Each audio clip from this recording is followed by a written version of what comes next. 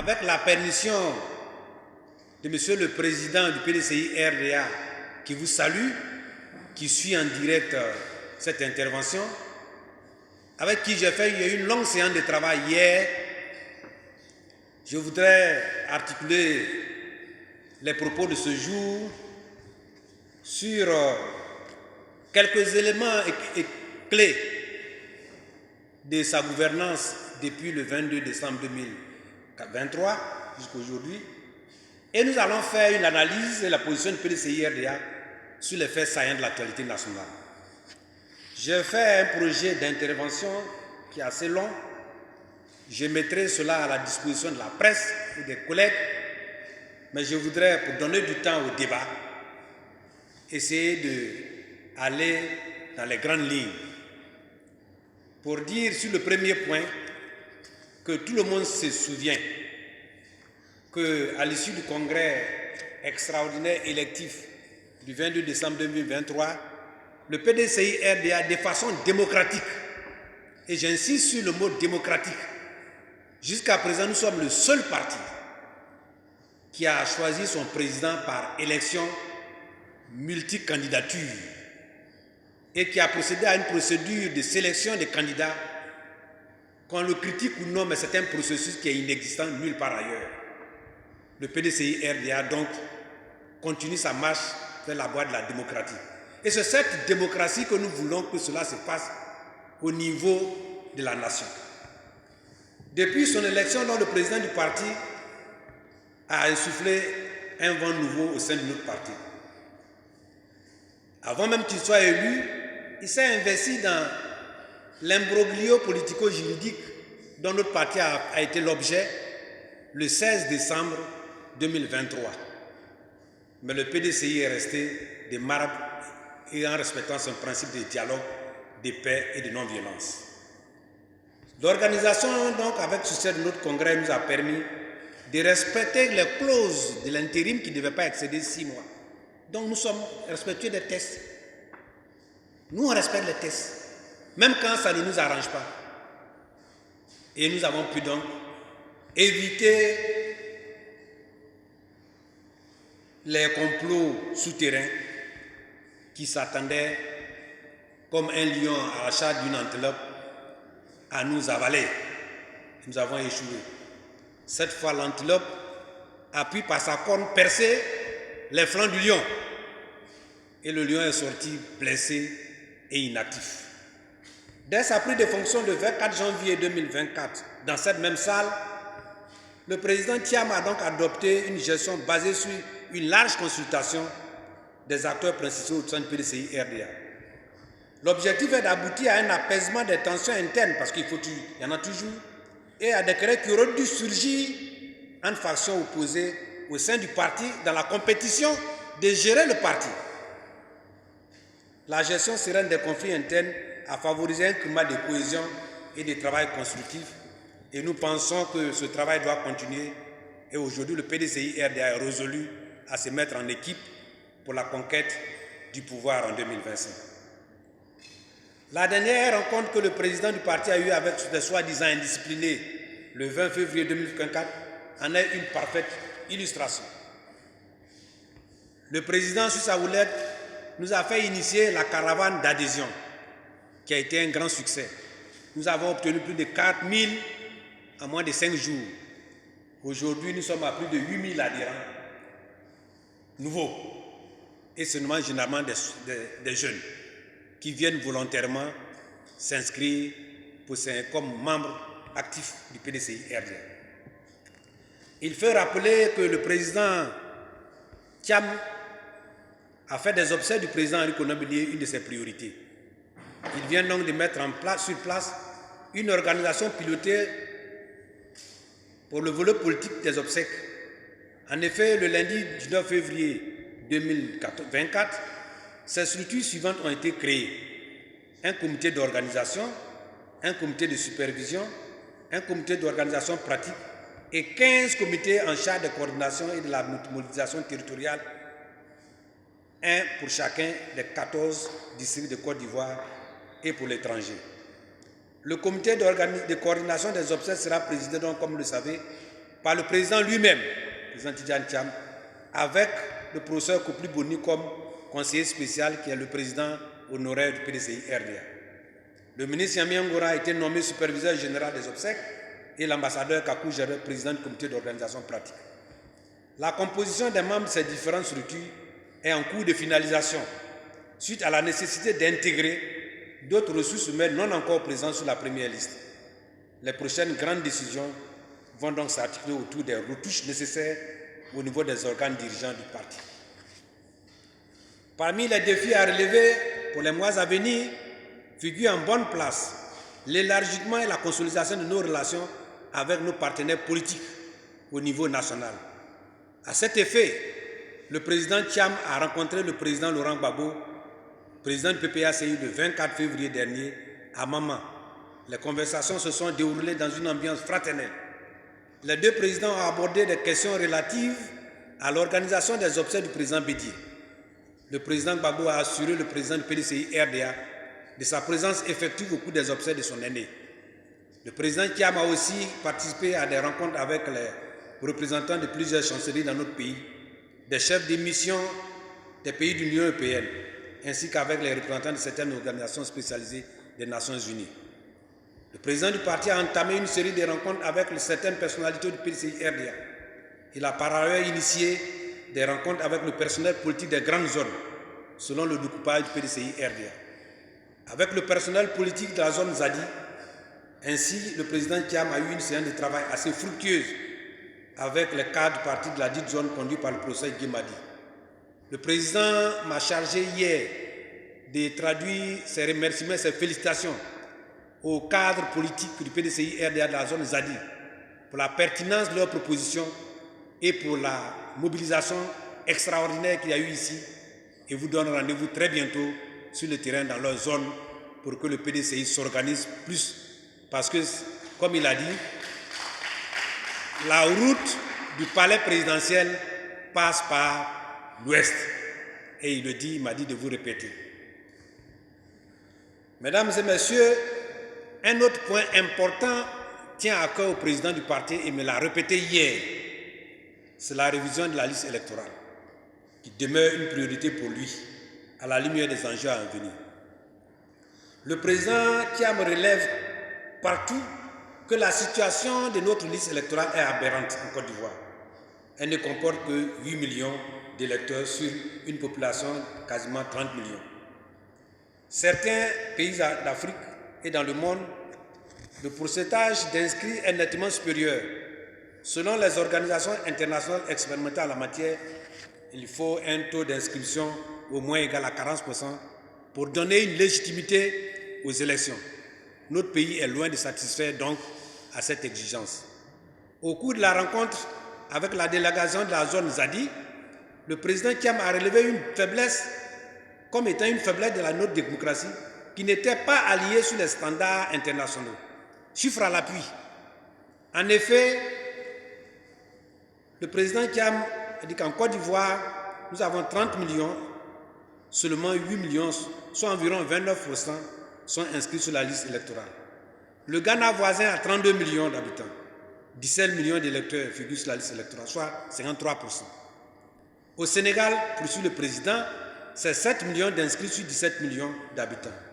Cette situation de la sous-représentativité des potentiels électeurs sur la liste électorale en Côte d'Ivoire rend peu crédibles les élections dans notre pays et par conséquent conduit à une illégitimité des dirigeants qui en découlent.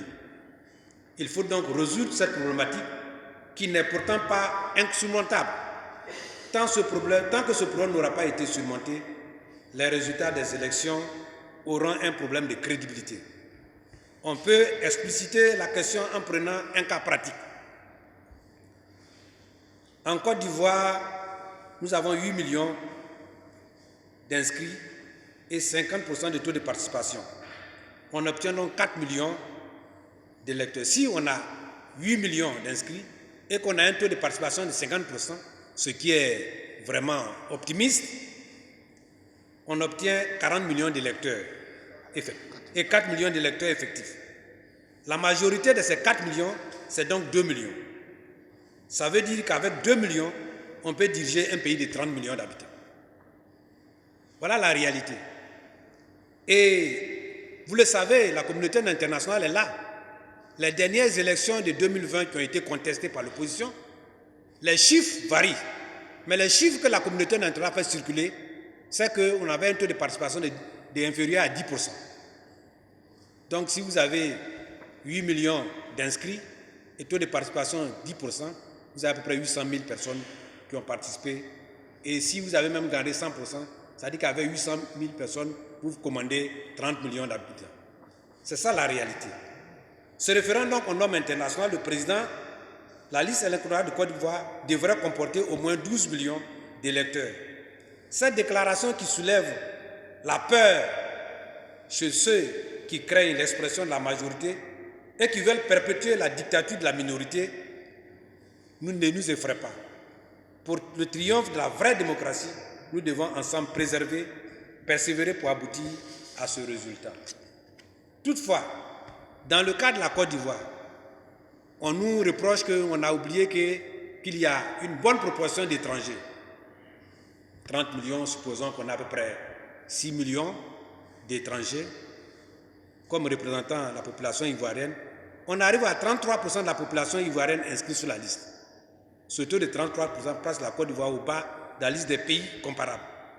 Le président du parti s'intéressait donc à 2025, essayant de déterminer pour les militants quel que serait un objectif de taille du fichier électoral à l'horizon 2025.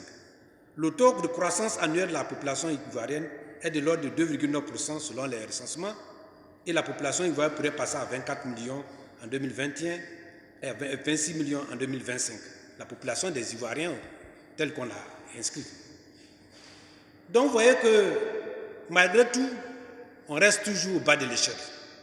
En dehors du Ghana, on observe un taux d'inscription de 49% au Bénin, 44% au Togo, 37% au Libéria, qui est sorti d'une longue guerre, une période de guerre, dont il a vu tout destructé. Ils arrivent maintenant à faire des élections quand même avec 37% de taux d'inscription sur la liste électorale. L'objectif chiffré du président sera profitable donc à tous. Quand au PDCI nous disons qu'il faut élargir l'assiette électorale, nous ne disons pas forcément que ceux qui vont s'inscrire nouveau seront tous PDCI RDA. C'est pour dire que nous voulons que tous les Ivoiriens se sentent concernés par l'élection du président de la République. Quand on parle de suffrage universel, ce n'est pas une question d'échantillonnage. C'est une question que tous ceux qui sont capables, qui ont la capacité, ne doivent pas être freinés dans leur élan d'exprimer leur volonté du choix de la personne qui va diriger leur destinée sur 5 ans. Donc voilà la vision du président du parti. Donnons donc corps, faisons appel à tous nos partenaires que la crédibilité d'une élection, ce n'est pas le contrôle du résultat, c'est tout le processus, y compris l'inscription sur la liste électorale, détenir un papier administratif. Dans le milieu rural dont je suis issu, moi je suis enfant des paysans,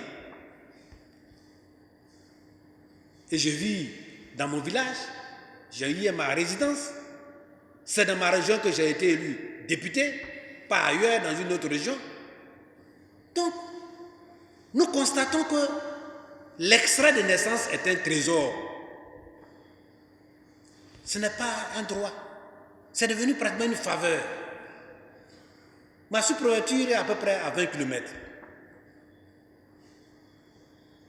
Et quelqu'un qui naît dans mon village, il faut qu'il aille à 20 km pour aller faire l'extrait de naissance de son enfant. Aller-retour, ça fait 2000 francs. Quelquefois, ça fait 3000 francs. Je crois qu'ils ont passé ça à 1500. Vous imaginez? 3000 francs. C'est près de 10 kilos d'anacarde. Ça ne vaut même pas 10 kilos d'anacarde, ne peut plus payer ces 3000 francs. Pour les prix actuels. Vous imaginez ça? Et il faut qu'il aille. Il arrive, on dit, bon, le sous-préfet n'est pas là, il faut revenir la prochaine fois. Et ainsi de suite. On retrouve des enfants qui sont là d'aller à l'école, qui n'ont pas d'extrait de naissance.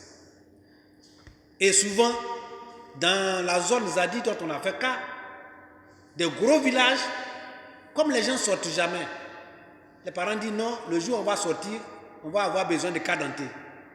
Mais il s'est dit, si je gagne 500 francs ou 1000 francs et donne aux gendarmes, je ne vais pas aller en ville venir, je n'ai pas besoin de pièces dentaires. Ça me coûte moins cher, puisque je fais peut-être 2 voyages dans l'année, que d'aller me tracasser à avoir payé 15 000, 20 000 francs. Et j'ai 5, 6 enfants, ça me coûte cher. Donc il faut que l'État ivoirien prenne en charge les problèmes d'extrait de naissance. C'est un droit pour les citoyens. Quand on parle d'apatridie là, il y a des apatrides dans leur pays sans qu'on dise leur nom. Et c'est ça qu'on vit en milieu rural. Et c'est pourquoi le président Thiam dit il faut qu'on augmente l'assiette des électeurs. Ça commence d'abord par la détention des papiers. Mesdames et messieurs, donc je voudrais que nous insistions sur cela. Ce faisant, nous faisons ça pour tout le monde. Pour les pauvres et surtout pour le milieu rural. Pour avancer, nous allons aborder l'actualité nationale. L'actualité nationale, vous le savez, et je le dis avec plaisir et fierté, que nous avons obtenu le succès des éléphants footballeurs lors de la 34e édition de la CAN organisée en Côte d'Ivoire. Notre équipe a offert des occasions de grande émotion au peuple de Côte d'Ivoire, lui permettant d'oublier un temps soit peu les souffrances interminables qu'il endure depuis un certain temps. Mais la CAN est finie. Nous sommes revenus implacablement aux réalités de la vie quotidienne. Nous relevons sur le point que lors de la célébration de la victoire des footballeurs, il n'a nullement été mentionné le nom du président Félix Houphouët-Boigny dans les allocutions prononcées par le président de la FIF au palais présidentiel et à l'Assemblée nationale. Alors qu'Houphouët-Boigny a été le premier à nous offrir la Coupe d'Afrique des Nations dans l'histoire de notre pays. Vous pouvez revoir les discours du président de la FIF. Je l'ai bien suivi. Quand il fait allusion au précédent président, quand en 1992, il a remercié Dieng Ousseynou. Et en 2015-2024, il a remercié le président de la République. C'est normal. Mais par parallélisme des formes, si on pense que c'est le président de la République sous lui on a eu la coupe, alors c'est sous Houphouët qu'on a eu la première coupe. Si on pense qu'il a été Premier ministre, donc on lui attribue la coupe, alors on attribue la coupe de 2024 à Mambé. Moi, je fais par parallélisme de forme. Houphouët-Boigny mérite mieux que de lui donner au moins ce petit souvenir. J'ai vu qu'après, ils sont allés déposer la coupe sur sa tombe. Chez nous, au village, on dit, on ne déshabille pas son papa en public pour aller l'habiller à la maison. Voilà. Houphouët mérite cela. Donc, je note ça. J'ai vu que le président de la FIF a fait 3 propositions de restructuration au président de la République. Ça est dans la note, ne vous en faites pas. Ce que j'ai dit là. Il a dit qu'il fallait créer, entre autres, un fonds de financement du football et puis une structure de gestion des infrastructures. C'est bien. Mais un fonds de financement du football, nous on irait dire un fonds de financement du sport.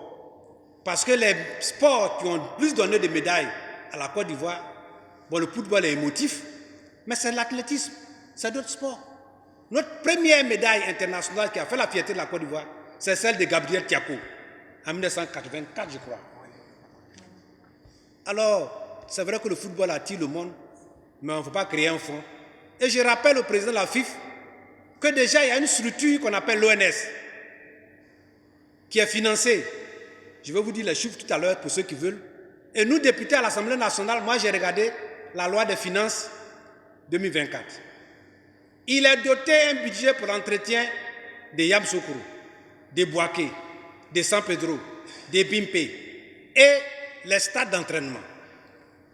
Alors, pendant que le peuple souffre, on ne va pas créer encore des structures budgétivores qui vont donner du travail supplémentaire à la Cour des comptes, qui viendra nous dire demain que c'est mal géré ou non. Si l'ONS est une structure qui a un statut qui ne permet pas, alors adopter effectivement l'ONS est un EPA, un établissement public à caractère administratif. Si cela ne convient pas, alors adaptons l'ONS à la réalité plutôt que d'aller multiplier des structures. Par exemple, quand j'étais directeur général, avant qu'on me les chasse, j'avais fait une stratégie de développement des cultures vivrières autres que le riz Et dedans, j'avais proposé qu'on crée une structure pour gérer les cultures vivrières parce que c'était important. J'avais proposé aussi qu'il y ait une structure pour le contrôle sanitaire des aliments. Cela n'a pas été fait et le ministre de l'Agriculture est venu pour dire, le ministre actuel à l'Assemblée, que le président de la République dit qu'on ne crée pas des structures, il y a des pléthores de structures. Maintenant, je vois qu'apparemment, on est enclin à accepter qu'on aille créer une structure pour gérer les infrastructures sportives. Donc, c'est vrai que le sport est important, mais si on a refusé ça au secteur agricole, dont on va parler, je ne vois pas pourquoi on va oublier l'ONS pour aller créer nos structures à ce fait. Et c'est pourquoi, au PDCI RDA, nous pensons qu'il faut regarder les choses avec beaucoup plus de lucidité et d'équité avant d'y aller loin. Je ne voulais pas aller dans les polémiques, mais c'est un des faits. Mesdames et messieurs, en plus de la CAN et du sport, il y a la vie quotidienne. Et nous vivons la cherté de la vie. Ça fait 2 ans que j'en parle, que le PDCI attire la main. Mais les choses ne font que s'empirer.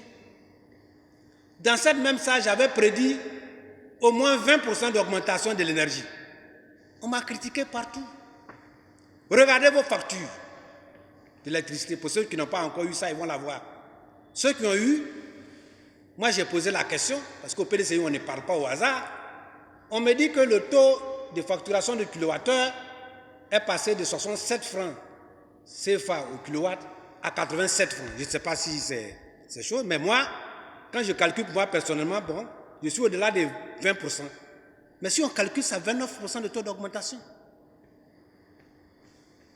Quand on augmente l'énergie, on axifie les industries si elles n'augmentent pas leur produit final. On étouffe la population, on prive les petits commerces, puisqu'on ne peut pas augmenter. Et c'est ça qui étouffe les Ivoiriens. Les Ivoiriens sont devenus silencieux par la douleur. Vous savez que quand on rentre dans un coma, on ne réagit plus, mais cela ne veut pas dire que la douleur est finie. Les Ivoiriens sont devenus comateux par la souffrance que le pouvoir impose aux habitants de ce pays-là. Dieu merci, le PDCI RDA est en train de venir et les comateux dans leur coma, dans leurs illusions, voient le PDCI RDA, le Félix Fouboyer dans Rue Bédier, venir avec un fils qui a de l'expérience, qui a l'esprit de rassemblement. Très bientôt, nous allons mettre fin à cette expérience par des éléments crédibles et que le PDCI RDA vivement vienne au pouvoir. Les derniers événements sont encore plus dramatiques. Vous avez vu souvent, quand je regarde les choses passées, je me demande bien si ceux qui sont à la tête de ce pays ont été mis au monde comme nous, par une femme et par un homme, et qu'ils ont vécu avant de grandir. Ils ont grandi et qu'ils ont vu les gens passer. On vient de voir le déguerpissement de GESCO, de vous à moi. Nous ne parlons pas au hasard. Nous y sommes allés avec le président du parti. Là encore, on a eu des critiques. J'ai vu sur les réseaux, on critique Kiam de s'être rendu à GESCO. Je vois des gens qu'on paye pour parler. Nous, on ne nous paye pas pour parler. Nous, on vit les réalités. Mais le PDCI l'a fait. Tout est d'exemple et de modèle. Quand on parle de Port-Boué 2 à Yopougon, le député est là. Ils sont venus de l'extension de l'aéroport. Soufoué. Quelqu'un même a dit sur les réseaux que les quartiers précaires là sont venus sous Bédier. Mais Bédier vous a fait quoi même? Mais c'est Bédier qui a enlevé Washington d'à côté du lycée technique pour avoir envoyé à Biabou. Bédier a envoyé ça là-bas. Tout a été planifié. On a déménagé les gens. On leur a mis les dispositions avant de raser. Prenez exemple sur ça. On ne dit pas de ne pas faire la salubrité, mais la salubrité à visage humain. Mais pour revenir à GESCO, Le président et moi, avec une équipe, on a trouvé le député. Le député est là, on n'en a pas parlé, on a fait exprès. Mais quand on est arrivé là-bas, on a su que les gens ont mis des lacrymos partout devant nous. Et les militaires qui étaient là où se passe des gendarmes, quoi, ils ont tous enlevé leur nom, le papier qui colle leur nom. Là. Quand ils nous ont vu, ils ont enlevé. Et quand on passe, ils mettent la visière, ils pèsent la visière.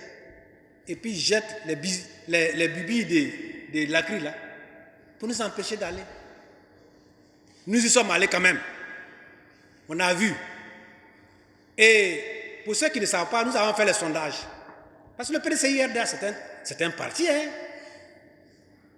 La moyenne des sondages, 75% des sondés ont apprécié favorablement la visite du président Thiam sur le lieu là. C'est ce qui nous intéresse. Ce sont les cyberactivistes payés par des gens. Nous, on s'en fout de ça. Voyez-vous? Le président Thiam, allez voir le président Gbagbo. N'ayez pas peur. J'ai dit aux gens du RHDP de ne pas avoir peur. Nous allons prendre le pouvoir, on ne leur fera rien. Nous sommes des Ivoiriens, nous avons un cœur. Pas qu'ils aient peur. Le PDCI n'est pas un parti de vengeance ni de revanche. On va venir redresser le pays. Qui se calme. On ne meurt pas quand on est dans l'opposition. On apprend beaucoup. On ne va pas. Le président Thiam hier, on a discuté, m'a dit, il n'est pas là venu faire des revanches. Il y a des solutions d'ingénieurs à mettre en œuvre pour le pays. Ce n'est pas pour venir régler des comptes. Donc, ils n'ont qu'à éviter qu'il y ait la violence. Parce que mon père était un planteur. On allait au champ, on faisait des pièges pour attraper les animaux. Et il y a des pièges de singes, il y a des pièges de rats, il y a des pièges d'agoutis et les pièges d'oiseaux. Et les oiseaux, souvent, ils sont malins. Ils se mettent loin du piège pour picoter l'appât qu'on met. Et mon père, chaque fois que je me faisais, je n'avais pas les oiseaux, je n'arrivais pas à les attraper. Mon père m'a montré une technique. Il m'a dit, l'oiseau qui veut se faire malin, là, ce piège-là va l'attraper par le cou et il ne pourra pas s'en sortir. Donc s'il veut être trop malin, là, le piège va alors l'attraper par le cou. Donc arrêtez ça. Le peuple doit s'exprimer librement et ce sera en faveur du PDCI-RDA. Ce qui se passe à GESCO, c'est le résultat de l'échec de la politique de logement du RHDP. C'est l'échec. Le RDA avait promis construire des logements sociaux à 5 millions de francs CFA. Si je mens, voilà ma main. Et que ces logements devraient se payer à terme pour devenir leur propriété.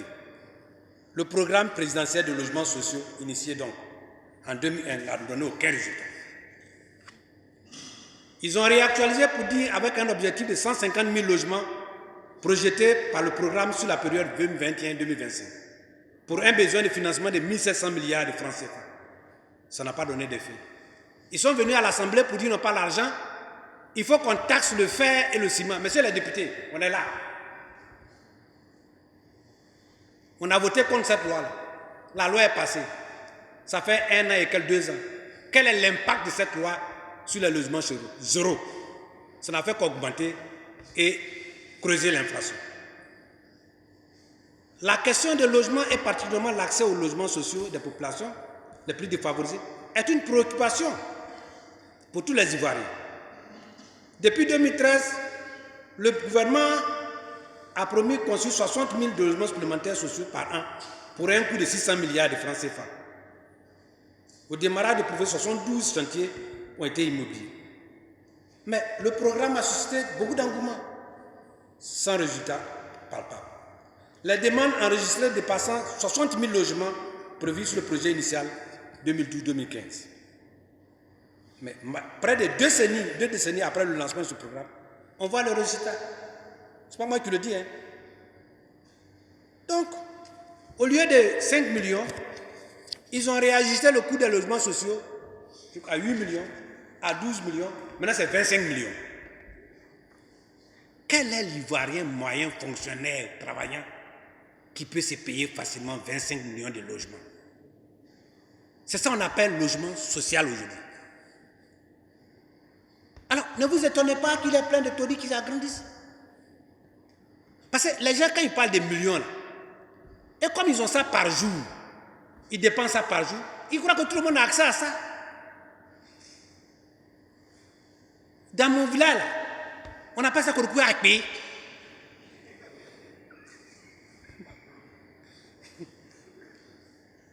Donc c'est tellement gros. Mais c'est gros. Moi, je n'avais jamais vu 1 million comme ça avec mon papa, jusqu'à ce que moi, je travaille. Et quand j'ai travaillé, je suis allé aux États-Unis, je suis revenu.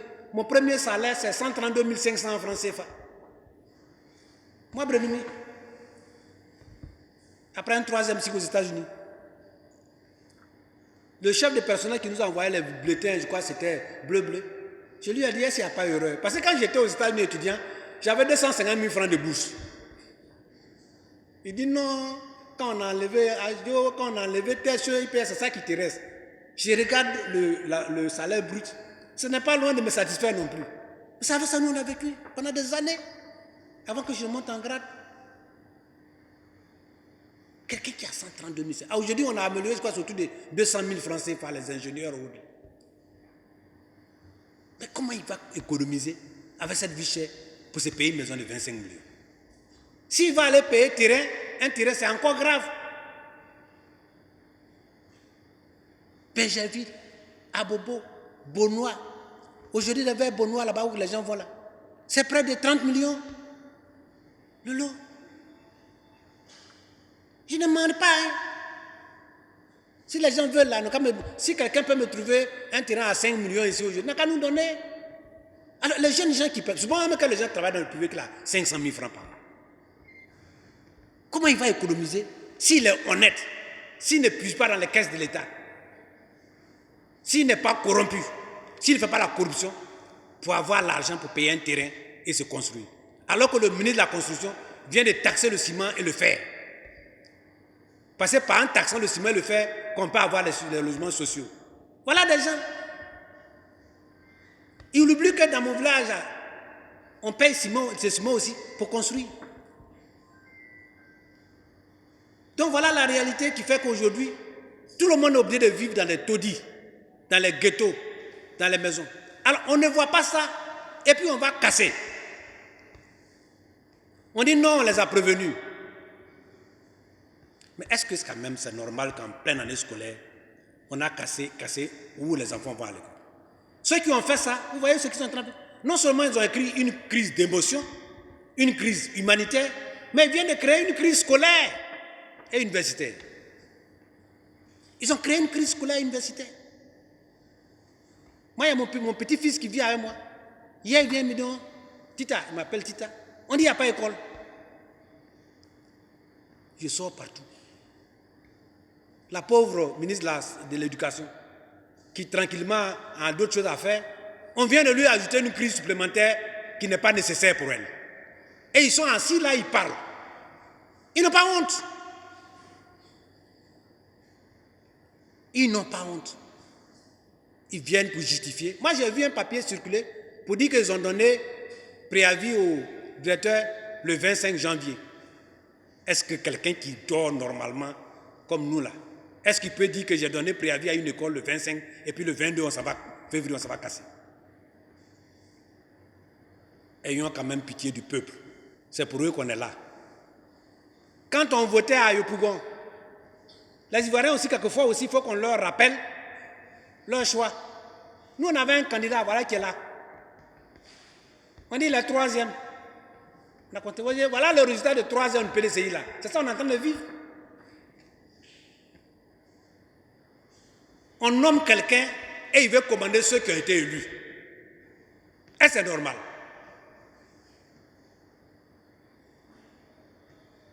Voilà la réalité. Ça fait pitié. Mais ceux-là, ils n'ont pas de cœur à la poitrine gauche. Ils ont un sachet qui compte l'argent. Ce qui les intéresse. C'est l'argent qui les intéresse. Arrêtons ça. Dites à ceux qui ont fait ça pour ceux qui peuvent le rembourser, qui n'ont qu'à arrêter. Le président Houphouët-Boigny nous a légué au PDCI RDA un système libéral de gestion. Mais il a dit, le PDCI RDA ne prend pas un régime socialiste, mais il met en œuvre un programme social de plus hardi. Construire davantage d'écoles, des centres de santé, etc. etc. C'est par la politique sociale du PDCI RDA que certains d'entre eux sont assis au Conseil des ministres. À l'école primaire, on nous donnait les livres, n'est-ce pas, pour ceux qui sont de notre âge. À la fin de l'année, on récupérait. Pour ceux qui doivent venir, on veillait à ce qu'on entretienne les livres. On est rentré au collège, pareil. Et là même, c'était encore plus. Parce que quand tu étais brillant, on te donnait des prix. Prix de mathématiques, prix de littérature, prix de tant. Et on ramassait plein de prix comme ça. On était à l'internat. Bon, on ne va pas parler des internats. Mais les internats, c'était encore du luxe. On donnait papier hygiénique, manger beurre. C'est là-bas que nous, on a appris à manger le beurre au pain. Oui. Et c'est comme ça, enfant de paysan que je suis. Né d'une mère de 13 enfants. 13 enfants, donc je suis le 10e. Qui a pu faire les études en Dakoro dans mon village, à Bandoukou, à Bangourou, à Abidjan, aux États-Unis, et j'ai terminé en Angleterre avec le PhD. Voilà le résultat de Félix Houphouët-Boigny. PDCR. Alors, si on ne peut pas faire, chez nous on dit quand ton papa fabrique des pirogues, que tu ne peux pas en faire, il faut fabriquer la navette du tisserand. Le tisserand, sa navette, là, ça ressemble à une pirogue. S'ils ne peuvent pas ressembler au fouet, ils n'ont qu'à faire un peu quand même. Je parle aujourd'hui avec mon cœur parce que on est dépassé.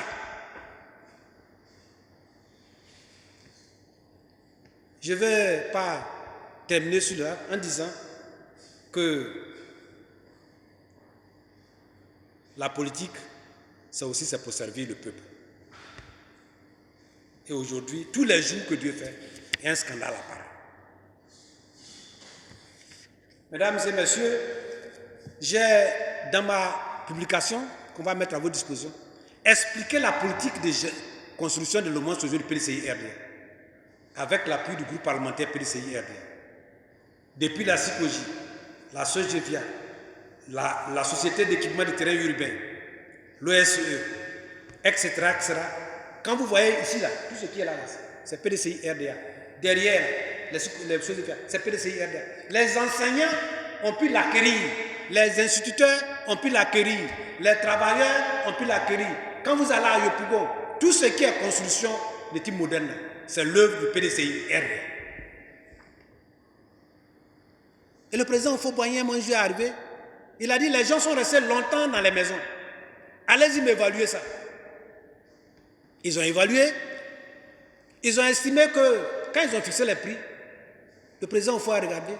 Il a dit bon, voilà les prix fixés par l'expertise, mais l'État va prendre la moitié de ces prix-là. Donc les gens ont payé la moitié des coûts réels par expertise. Voilà un libéral qui fait du social. C'est ça la politique à visage humain. Je ne vais pas... Donc quand je vais vous donner, là, vous verrez toutes les réalisations du PDCI. Donc le district d'Abidjan a tout simplement agi par abus de pouvoir. Toutes les déclarations faites par les responsables du district apparaissent comme des contre-vérités. On a informé le directeur, le fondateur dit on n'a pas informé, le maire dit autre chose, le district dit autre chose. Mais ne prenez pas des Ivoiriens pour des idiots quand même. Pendant que nous aménageons des abris pour accueillir des réfugiés dans notre pays, nous mettons à la rue nos propres Ivoiriens. C'est pourquoi le président s'est rendu sur le lieu le jeudi 22 février 2024. Je l'ai accompagné avec le député. Et le président, malgré les obstacles que je viens de citer, a pu le voir. Mais le PDCI RDA, dans son programme de gouvernement, vous verrez ce que c'est que faire un programme de logement social. Vous allez voir. Parce que nous, on est pour base, rappelez-vous que le PDCI RDA est un parti qui est né du syndicat agricole africain, donc du monde rural. Mesdames et messieurs, je ne vais pas être trop long sur ce dossier encore, mais je ne vais pas terminer sans rappeler aussi que les productions, de vous dire que les productions vivrières dont on parle vont connaître encore d'énormes difficultés à venir. Je viens, quand j'étais à la télévision, qu'il y a un programme de distribution d'intrants par le ministre en charge de l'agriculture. Mais cette distribution se fait en dehors de toutes règles agronomiques. C'est vraiment, quelquefois même j'ai honte même pour les agronomes du RDR. Il est en train de les humilier. Si vous voulez, on va revenir là-dessus tout à l'heure. Quand on regarde tout cela, on se dit que ce n'est pas demain la veille, la fin de nos difficultés dans le secteur agricole. Vous avez suivi aussi qu'on a eu l'interdiction d'exportation des produits vivriers. Vous savez qu'avant-hier, ils ont enlevé ça. Ils ont interdit pour 6 mois. Et puis 1 mois après, ils ont enlevé. Vous voyez comment on joue comme... C'est un jeu de dames qu'on appelle ça de cuneux. On peut revenir là-dessus avec les questions. Mais voyez-vous, ce tâtonnement-là, un pays qui a quand même combien de tâtonnements. Et ils ont failli même... Ils ont créé une crise diplomatique. Parce que j'ai vu les pays du Sahel, un président qui a pris ça comme une volonté de les étouffer. Alors que, pendant qu'on a interdit ça, il y a des Ivoiriens qui ont tout perdu. Il y a des structures qu'on a mises en place pour fabriquer la tchéké. D'ailleurs, on va revenir sur le problème de la tchéké, qui a failli se faire labelliser par Faso à tchéké. Et des gens font 2 tonnes d'attiqué par jour qu'ils exportent, 66%. Et on arrive là. Bref, je vais avancer parce qu'on m'a dit que j'ai mis trop de temps. Ouais. Et on pourrait y revenir parce que le secteur agricole, quand je m'y mets là, c'est la passion. Hein? Mais c'est la base de notre économie. Donc je vous dis, mesdames et messieurs, on souffre des logements. On souffre de logement, on souffre d'assainissement, on souffre de l'énergie, on souffre de tout. Mesdames et messieurs, notre pays, la guerre connu comme un pays très rigoureux et sérieux, présente une image de comédien de scène. Il est temps que ce changement arrive. Nous appelons donc les Ivoiriens à rejoindre le train du nouveau PDCI RDA piloté par le président Kiam pour retrouver la vie, le travail, l'équité, la prospérité et le bonheur. Vive le PDCI RDA, le seul parti fondé par Félix Houphouët-Boigny. Vive 2025, vivement qu'arrive 2025, pour que le pouvoir d'État revienne au PDCI RDA. Et je vous remercie.